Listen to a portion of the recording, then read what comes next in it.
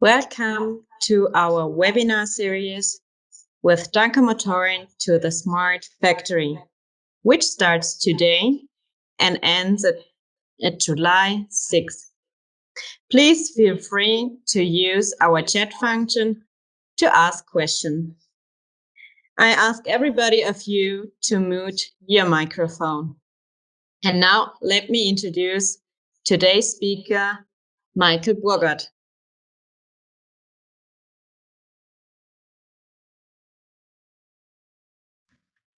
So thank you, Janina, and welcome from my side to our today's webinar with the topic Brushless DC Basics and the Dunkermotoren Brushless Motor Portfolio. First of all, I would like to give you an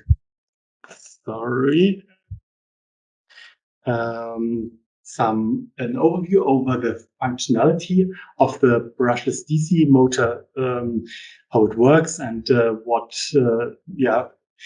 the internal electrical and magnetic details are. Then I would like to give you some details on the motor portfolio of the brushless DC motors, our BG series, and then some arguments for BG motors. So first of all, as I announced some details on the function of brushless DC motors. First of all, the motor consists of a rotatable rotor with magnets. In our Dunkermotoren portfolio, we have rotors with 2 up to 5 pole pairs, which means 5 pole pairs mean 5 north, 5 south poles. So in total, 10 magnets. This is one of the most important parts. The next important part is the stator that consists of a steel lamination with copper coils. And as you have learned in school, as soon as you apply the current to those coils, the iron core in the middle converts into an electromagnet. So, and depending on the direction the current flows, the magnetic field will be different. And this is what we use in our brushless DC motors to generate a rotary motion. Okay, if we combine these two components and apply voltage to the coils, they will turn. But how do we find out how to switch these coils so that the current flows in the right direction and the magnetic field has the right polarity? This is why we have magnetic field sensors, so-called Hall sensors, in each of our brushless DC motors, and these find out what the actual position of the rotor is. So as you can see here, we have 3 Hall sensors, and they directly detect the magnetic field. So if we even by hand move the rotor, you will see that the magnetic field above or below these Hall sensors will change. Now we have detected the change on the left hand Hall sensor. Now on the bottom right sensor, if I click and move the rotor, you will see that the magnetic field changes below the Hall sensor. And this is how the Hall sensors find out or indicate what the position of the rotor is. The Hall sensors convert these magnetic fields into electrical signals, into different states. And by these states, the electronics that detects those Hall sensors has 6 different states that indicate the position of the rotor. And after these 6 states, it repeats from the first state again. Now, what do we do with these states? We apply voltages to the coils. The current flows through these windings, and the rotary motion is generated. So I connect these windings, these coils to plus and minus, and in the steel core, the resulting magnetic field is generated. You see here, I have a north pole which is indicated with the color red, and a south pole on the rotor, and they attract each other, and a little rotary motion is generated. On the next step, we want to continue this clockwise motion, and for that, we apply different voltage to the windings, and the next magnet is attracted by the steel core that is polarized with a south pole with a green one. Next step, again, we have another south-north pole attraction, and the rotation is continued until we have the first state again with the North Pole up here, 6 different states, like those 6 different conditions on the Hall sensors. And this is how the motion is generated. Of course, I did not show the details how these windings are switched. This would go a little bit too deep, and I go a bit more into detail next week when I come to the functions of the brushless DC motors. But this is just to show how this rotary motion is generated. Now, as you've seen, the coils in this case are switched on and off, really like with a light switch. This, of course, makes a little, makes the motion, the start, really hard. So it generates a little noise if the motor runs at a certain speed. This is why we also use a different technology to reduce this noise. And this is the so-called field-oriented control.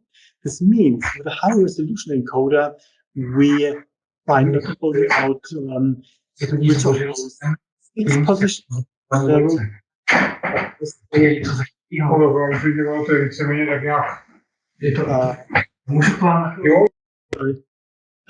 but also what are the positions between those 6 positions. And with this, the magnetic field can be really adjusted closely to the position of the rotor.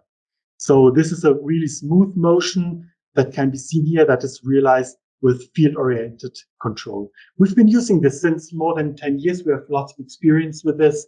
And on our D Pro series, we have this field-oriented control as a standard.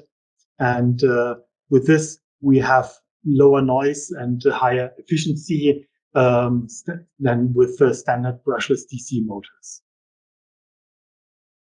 Now, this is the standard for most of our brushless DC motors, but we have also different types of brushless DC motors. For example, with 12 coils instead of only 6. Depending on the motor size, it makes sense to have more coils in the motor. But we also have a completely different type of motor. And this is the BGA22 with the axial flow principle. In general, we also have coils, but they look completely different. The coils are not wound around a metal core, but they are flat oriented, and they have no core. You can see there's a hole in the middle. But still, if the current flows through this coil, a magnetic field is generated. And in the BGA22, we have 3 north and 3 south poles that are generated. And of course, on the opposite side, if I have a north pole here, the south pole is on the opposite side.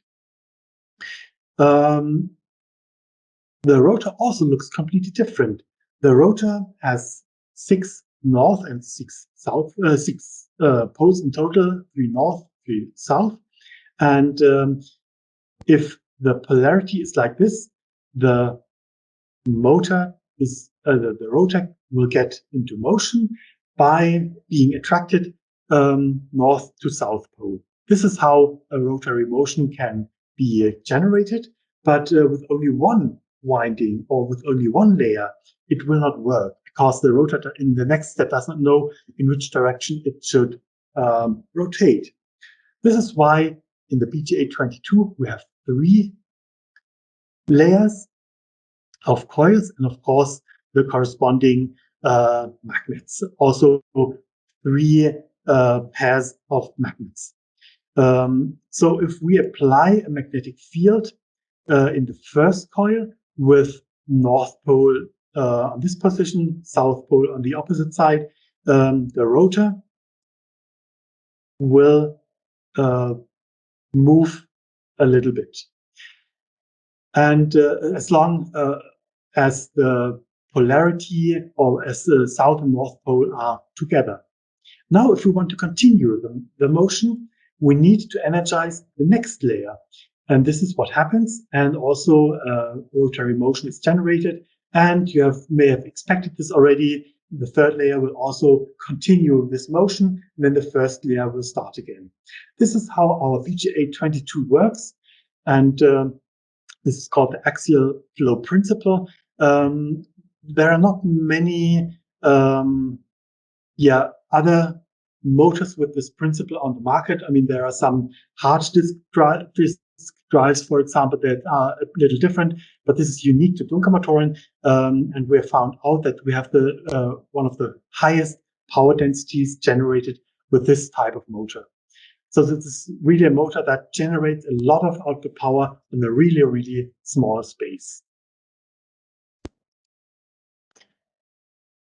Okay, and also this, as you can see, is the proof that it also works, that it rotates. Now for the portfolio of our motors, here you see the technology that is behind or that is inside those different motor types. I start with BG32. That has the inner runner technology, the one that I explained first. And this is only available with an external controller. Same with BGE22 and BG42. These run on external controllers, and all the bigger sizes can be operated with external controllers or also with integrated controllers. So the external ones make sense if you have really, really tight space restrictions and you cannot afford the space that is needed for the electronics. This is one point, but usually our customers like the completely integrated version because you don't need any separate component.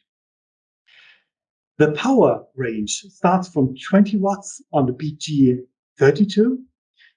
And yeah, here you see that the smaller BGA22 has a higher output power than the BG32. This comes from the special design with the axial flow principle.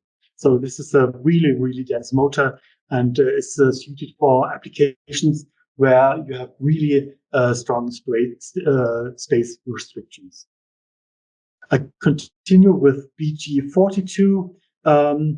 That's basically the same motor as the BG45, just in a different cost-optimized housing. And here on the BG45, you can also have this motor with integrated electronics with a full functionality.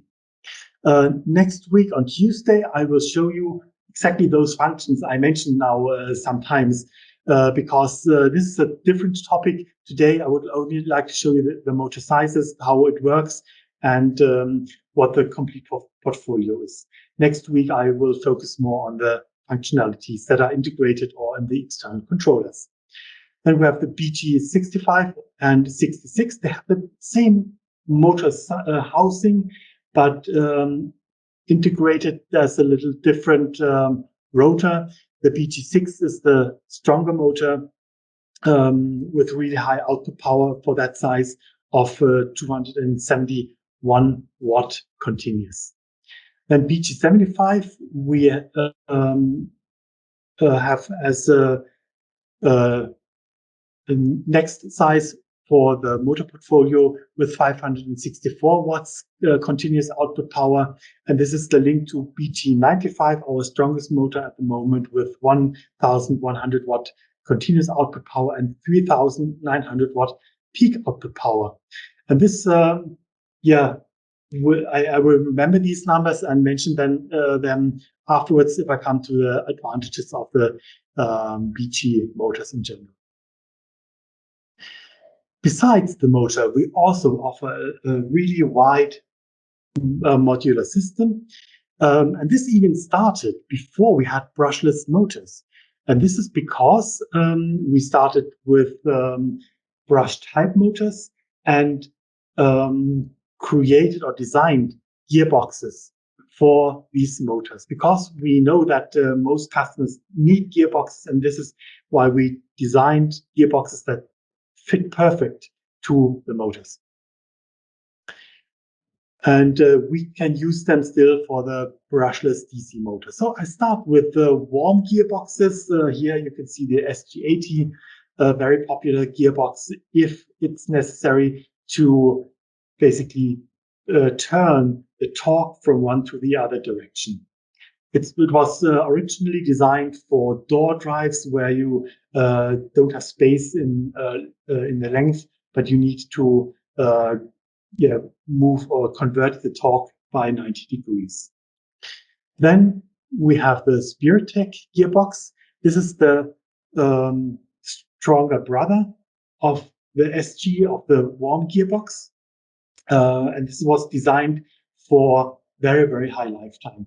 As you probably know, we are very strong in the industrial market, and the SG80, even if it is very, very silent and has a high lifetime, the SpiritTech gearbox even exceeds this lifetime at a relatively low noise level.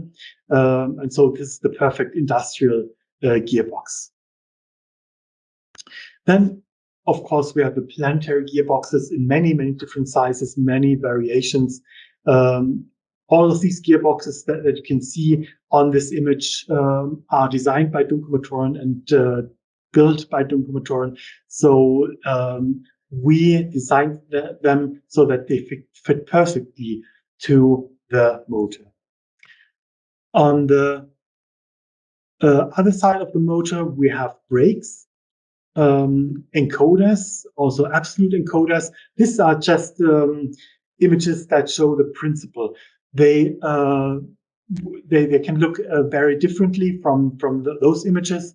Also, the brakes can be in this extruded aluminum housing. So this is just a selection of images that I showed you. We have a much larger portfolio. Also, on the gearbox side, we have many more gearboxes that are not shown on this image, but just have a look in our catalog and you will see the different variety of gearboxes, encoders, and brakes that we have.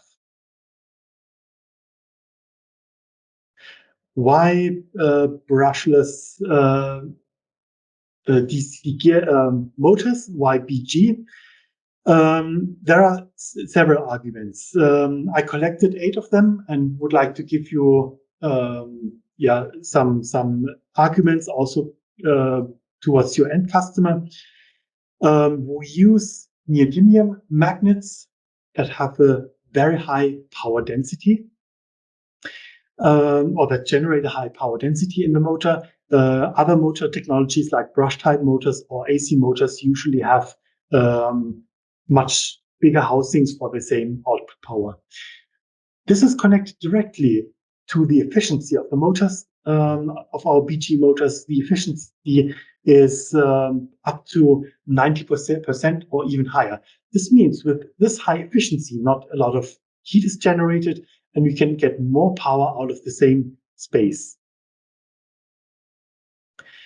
Then the next argument is, or the reason for this argument, we have the stator and the winding that is directly connected with the housing. You have seen this steel part where the windings or the coils are wound. around the steel core. And this steel core is directly pressed into or heat shrunk into the motor housing. And this is why the heat of the copper coils and the heat of the steel core is directly connected to the outside. And then the cooling effect of the housing is very, very high. This is why when you overload the motor, even by 2 or 3 times, the motor still will not overheat if you do this like 10 or 20 seconds. Or even in some cases, if you need overload for 30 seconds, it may still be no problem because the heat goes immediately away because it's so well connected to the motor housing. So this creates a very big overload capacity. This is the jump back to the slide where I show the motor portfolio. You have seen that the BG95 has a continuous output power of 1,100 watts and a peak output power of 3,900 watts. This means we have almost 4 times overload capacity on this motor. And in the other motor sizes, it has similar overload capacities. Then the motor of the inner rotor motors, like except for the BGA22, they have a very low inertia. So we have a small rotor with just the magnets on it. This is the result, or this results in very high dynamics. So if you need to accelerate really fast, the BG motors are perfectly suited for those applications. Then with the high resolution encoder, I already mentioned it and showed the slides. We have a high positioning accuracy and field-oriented control is possible. So which reduces the noise and increases the efficiency of the motor. Next argument for BG, we have a very rugged design. This is what, maybe other manufacturers neglect sometimes. They save money on the material. Here some a little less steel, here some little less aluminium. That's what we don't do. We design all our motors so that they are very robust, very rugged, and are suitable for fields like industry, mobile systems like AGVs or shuttles in logistics systems, or railway applications. And you can imagine that railway applications are really require strong motors. Also in the field of medical or agriculture, we need really strong and rugged motors. And this is what our customers usually feed back to us, that these motors are really robust and don't fail, even if they are exposed to high vibration and shock. Then, of course, we have this modular system. I already showed you the slide regarding modular system. We have gearboxes, we have brakes, the complete portfolio. And even if you need small quantities of very, very special combination out of gearbox and motor, we can just combine these components from our modular system, and you can get these solutions for small quantities. And for really universal, they are universally applicable for many, many different applications. Then all our BG motors work on extra low voltage. That means below 60 volts. With this, they are perfect for battery operation. And if you have ever connected motors with high voltages, you know you need to consider so many safety topics. This is what you don't have on the extra low voltage motors, because the cabling and or the connector technology is much easier to handle. And all the functions, as I mentioned, I will explain those functions in the next webinar, next Tuesday. They can be integrated completely into the motor. Dunkermotoren has started with integrating electronics inside the motor more than 20 years ago. And we found out that our customers like this because they don't need many other components like the power state external or the functional safety relays external. They don't need this anymore. They can have everything integrated inside the motor, and this way have a compact solution, a decentralized solution that are really that have a really high demand. And one number that also speaks for the brushless DC motors, and this is the growth of our BG motor portfolio. It has grown over the last years, every year by roughly 18%. Now you might think, what does it have to do with me? It's Dunkermotoren that has this growth. But this growth always works together with your applications, with your new ideas, and together with your idea and our motors, we have reached this growth. This is only possible if you have good applications and a good motor together. We have this extreme growth over the last years. So your application with our motor in combination is the key for the success in many, many applications. Okay, this was a quick overview. I did not want to go into detail in most topics. So I just want to wanted to give you a quick overview. If you have some questions, you can ask them now. Just open your microphone and ask, or you can also write them in the chat. Or also you have the email address of my colleague Janina. She also accepts, of course, your questions after this webinar.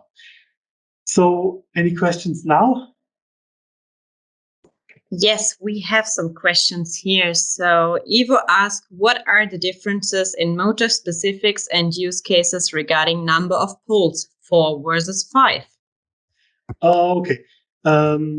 This is a question that goes very deep into the electronics or in the motor design. We for each motor we design, we consider all the different combinations. That means, like in BG95, it was 12 coils and 8 poles.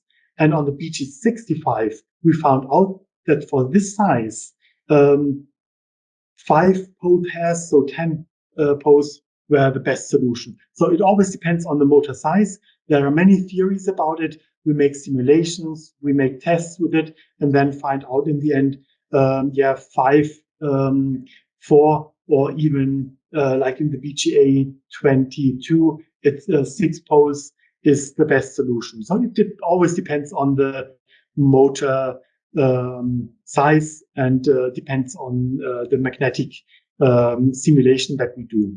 So the motors that have 5 poles, like the BG 66 or 5 pole pairs, it could also work with 4 poles, but it turned out that maybe the resonances would have been bad. This is why we went for 5 pole pairs in this case. So it's not a general statement that I can make, but it's an individual decision that we make for each motor. Thank you, Michael. Now we have one question from Rick, which is more about the webinar next week. So I would suggest that we answer these questions via mail. And then we have one question from Ave regarding shock and vibrations. Has Dunker tested this, or is it only some feedback info from customers? We made tests. We have, I don't know the standard number by heart, but we make shock and vibration tests according to a railway standard. And there's standard 1B and 2, and we test them all with class B. And if they fail, we correct the weak points, and so we test them. Actually, we have a lab that does that tests for us, and it's a very, very severe test. So it's basically, if you imagine you have a railway, and really directly at the wheel, you would attach the motor. So it gets all the shocks that from the wheels directly from the rail. And this is about the shocks that the motor needs to withstand. Thank you. Then we have one question. Do you have a webinar schedule that would go over the integrated controller and how to set it up? I think that is next week, Tuesday, right, Michael? Not only next week, Tuesday, next week, I will just explain those functionalities, but in October, we have the next webinar where we go into detail, where we really do commissioning on like Profinet or Profibus. Can open, I think it's not covered by that. But yeah, next week I explain the functionalities, and then in October we will continue with commissioning. Thank you. The time is over now. Rick, we will answer your question via mail. And I would say thank you, Michael, for your detailed overview about our BG motor portfolio. And thank you guys for joining our webinar. Also, thank you from my side, and hope to see you next week, Tuesday. And thanks for participating. And see you. Hopefully, see you also in person at the next trade show or the next training in Dunkermotoren. Okay, thank you and goodbye. Thank you.